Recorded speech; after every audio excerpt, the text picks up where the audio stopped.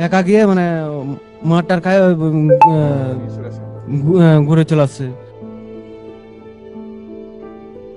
আমি স্যার উড়িষ্যা কটক রাজ্যে কাজ করতে গেছিলাম। ওখানে আমাকে বাংলা কথা বলার জন্য বাংলাদেশি বলে আমাকে মারধর করেছিল। ওই আমি কাজ করতে গিয়েছিলাম, যে কাজ করার পরে আমাকে বললো তোর বাড়ি কোথায়? আমি বললাম আমার নদিয়ার বাড়ি, আমি বাঙালি। দিয়ে বলছে তুই বাঙালি না, তুই বাংলাদেশে। দিয়ে আমাকে মারধর করে, আধার কার্ড এই সব নিয়ে নেয়, কেড়ি ছিঁড়ি ফেলি দেয়, এগুলো আধার কার্ড পাইনি। হ্যাঁ, ওখানে পুলিশ মারধর করে, মারধর করার পরে আমাকে থানায় নিয়ে যায়, থানায় থেকে আমাকে জেলখানায় নিয়ে যায়। তোর আত্মীয় স্বজন আছে ওখানে? আমি বললাম না স্যার, আমার ওখানে কেউ নাই। তো বলছে না, আত্মীয় স্বজন আছে, তুই বাংলাদেশি, স্বীকার করতেই হবে তোকে যেমন করে হোক।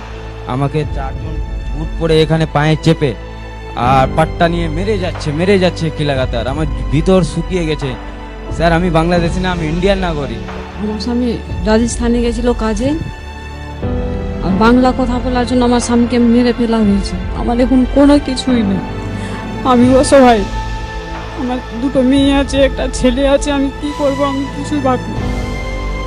তখন ওরা এসে আমাদেরকে, আমার বাচ্চাগুলোকে, আমাকে সবাইকে উঠিয়ে নিয়ে গিয়েছিল। উঠিয়ে নিয়ে যে ওরা অনেক মারধর করেছিল, বাচ্চাটাকেও মেরেছিল, আমাকেও মেরেছিল।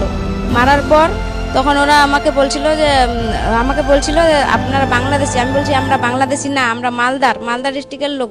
স্যার আমি কর্ণাটক রাজ্যে কাজ করতাম, ব্যাঙ্গালোরে। আমি স্কুল বাস চালাই। যত কিছু ডকুমেন্টস দেওয়ার সত্ত্বেও আমার কোনো ডকুমেন্টস ভ্যালু করে নেই। ওদের একটাই কথা, আমরা বাংলাদেশি।